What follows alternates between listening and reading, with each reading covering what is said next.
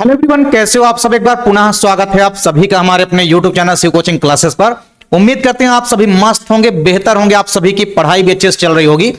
तो आज की इस वीडियो में हम देखने वाले हैं क्लास 12 बायोलॉजी एनसीईआरटी चैप्टर 10 हमारा चल रहा था। चैप्टर 10 लगभग हमारा कंप्लीट हो चुका है और आज की इस वीडियो में हम चैप्टर 10 के जितने भी मोस्ट इंपोर्टेंट क्वेश्चन है वो आप लोगों को बताने वाले हैं। और अगर आप चैप्टर 10 से केवल इतने इंपोर्टेंट क्वेश्चनों को तैयार कर लेते हैं तो डेफिनेट रूप से आपके बोर्ड एग्जाम में अच्छे नंबर आएंगे। तो चैप्टर 10 से आपको कुछ सिलेक्टेड इंपोर्टेंट क्वेश्चन ही तैयार करना है। चलिए सबसे पहले बात करते हैं चैप्टर 10 जो हमारा है वो है बायोटेक्नोलॉजी के ऊपर। बायोटेक्नोलॉजी का कहां कहां पे यूज है, कहां कहां पे अनुप्रयोग है बायोलॉजी का। तो इसके जितने भी इंपोर्टेंट क्वेश्चन हैं इनको आपको अच्छे से तैयार कर लेना है बोर्ड एग्जाम से पहले। चलिए सबसे पहला इंपोर्टेंट क्वेश्चन जो आपको तैयार करना है, पहला इंपोर्टेंट क्वेश्चन देखिए कौन सा है। पहला क्वेश्चन है स्टेम सेल तकनीक क्या होती है। हमने आपको स्टेम सेल पढ़ाया है, वही है स्टेम सेल तकनीक। तो स्टेम सेल तकनीक क्या होती है और स्टेम सेल की क्या क्या उपयोगिता है, यानी कहां कहां पे इसका यूज है, स्टेम सेल के माध्यम से क्या क्या हम उपयोग कर सकते हैं। ठीक, तो पहला क्वेश्चन आपको तैयार करना है स्टेम सेल तकनीक क्या है, इसकी आपको इंपॉर्टेंस या इसकी आपको उपयोगिता तैयार करनी है। दूसरा इंपॉर्टेंट क्वेश्चन आपको तैयार करना है जैव तकनीकी यानी बायोटेक्नोलॉजी क्या होती है और बायोटेक्नोलॉजी का कहां कहां पे यूज किया जाता है, कहां कहां पे बायोटेक्नोलॉजी का उपयोग किया जाता है, वह साथ ही साथ बायोटेक्नोलॉजी के क्या क्या उद्देश्य यानी कि क्या क्या ऑब्जेक्ट है ये आपको तैयार करना है। तो जैव तकनीकी यानी बायोटेक्नोलॉजी क्या होती है, इसके प्रमुख उद्देश्य आपको तैयार करना है, वह इसके विभिन्न क्षेत्रों में इसकी जो उपयोगिता है, कई अलग अलग क्षेत्रों में इसकी उपयोगिता भी हमने आपको पढ़ाई है। तो जहां जहां पे बायोटेक्नोलॉजी की उपयोगिता है कम से कम आपको 4 से 5 इसके इंपॉर्टेंस या उपयोगिता जो है आपसे बननी चाहिए। अगला क्वेश्चन हमारा है वायो पायरेसी एवं वायो पेटेंट को समझाइए। One of most important question है इस चैप्टर का।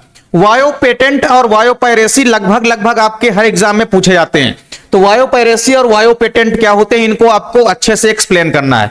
चलिए अगला क्वेश्चन है हमारा जेनेटिक मॉडिफाइड ऑर्गेनिज्म यानी जीएमओ या आप कह सकते हैं ट्रांसजेनिक जीव या आनुवांशिक रूप से रूपांतरित जीव क्या होते हैं और इनको तैयार करने के क्या क्या उद्देश्य हैं ये आपको लिखना है।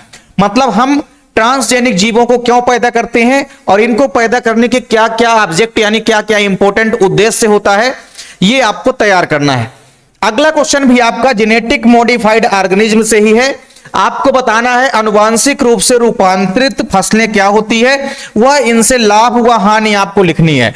तो ट्रांसजेनिक फसलें या आनुवांशिक रूप से रूपांतरित फसलें क्या होती है, इससे क्या क्या हमको लाभ होते हैं और क्या क्या हानियां होती है, ये दोनों हमने आपको क्वेश्चन कराया हुआ है, इसको भी आप लोगों को तैयार कर लेना है अच्छे से। अगला क्वेश्चन है स्पाइरुलिना। स्पाइरुलिना का आर्थिक महत्व लिखिए। तो स्पाइरुलिना जो कि एक ब्लू ग्रीन एल्गी होती है या साइनोबैक्टीरिया होती है, इसके क्या क्या इंपॉर्टेंस है ये आपको तैयार कर लेना है। ये क्वेश्चन हालांकि हमने आपको नहीं कराया लेकिन एक इंपॉर्टेंट क्वेश्चन की वीडियो हम आप लोगों के लिए लाएंगे 2 अंकों वाले, उसमें हम सारे के सारे जो इंपॉर्टेंट 2 अंकों वाले क्वेश्चन छूट गए हैं उसको हम आपको प्रोवाइड करा देंगे। अगला क्वेश्चन है देखिए स्पाइरुलिना का आर्थिक महत्व आपको तैयार कर लेना है, इकोनॉमिकल इंपॉर्टेंस क्या क्या होते हैं स्पाइरुलिना के। अगला क्वेश्चन है जीएम फसल मतलब जेनेटिक मॉडिफाइड फसल क्या होती है एवं जेनेटिक मॉडिफाइड खाद्य क्या होते हैं एवं आपको जेनेटिक मॉडिफाइड फसल क्या होती है यानी आनुवांशिक रूप से रूपांतरित फसल या ट्रांसजेनिक खाद्य, ट्रांसजेनिक फसल या ट्रांसजेनिक फल क्या होते हैं, इनके बारे में आपको समझाना है, इनके एग्जाम्पल आपको तैयार कर लेना है। तो कुल मिलाकर के जो भी ट्रांसजेनिक या आनुवांशिक रूप से रूपांतरित फसलें होती है, इसके अलावा जो भी आनुवांशिक रूप से रूपांतरित खाद्य पदार्थ होते हैं या इसके अलावा जो भी आनुवांशिक रूप से रूपांतरित फल होते हैं या ट्रांसजेनिक जो भी फल होते हैं, इनके बारे में आपको तैयार कर लेना है कि ट्रांसजेनिक फल क्या होते हैं, ट्रांसजेनिक सब्जियां क्या होती है, ट्रांसजेनिक मसाले क्या होते हैं। तो कुल मिलाकर के आप कई सारे ट्रांसजेनिक जीवों के बारे में बता सकते हैं। अगला क्वेश्चन है जीएमओ किसे कहते हैं मतलब जेनेटिकली मॉडिफाइड ऑर्गेनिज्म क्या होते हैं और इसकी उपयोगिता बतानी है। कहां कहां पे हम जेनेटिक मॉडिफाइड ऑर्गेनिज्म का यूज कर सकते हैं, इसके क्या क्या इंपॉर्टेंस है ये आपको तैयार करना है।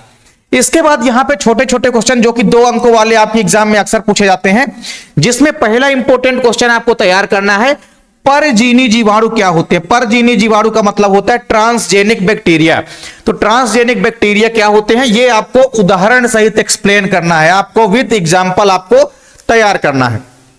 इसके बाद अगला क्वेश्चन है क्राई प्रोटीन क्या होते हैं। क्राई प्रोटीन के साथ साथ आपको जीन थेरेपी के बारे में भी पढ़ के जाना है।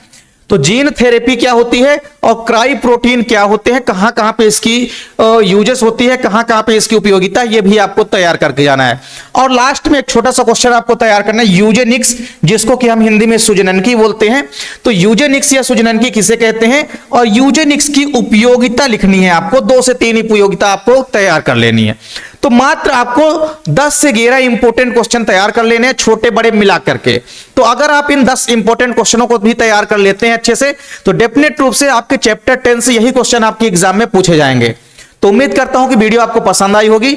वीडियो आपको अच्छी लगे तो आप लोग लाइक कमेंट जरूर किया करें, साथ ही साथ दोस्तों के बीच भी ज्यादा से ज्यादा वीडियो को शेयर कीजिए। मिलते हैं आप लोगों से नेक्स्ट वीडियो में, तब तक के लिए जय हिंद, वंदे मातरम।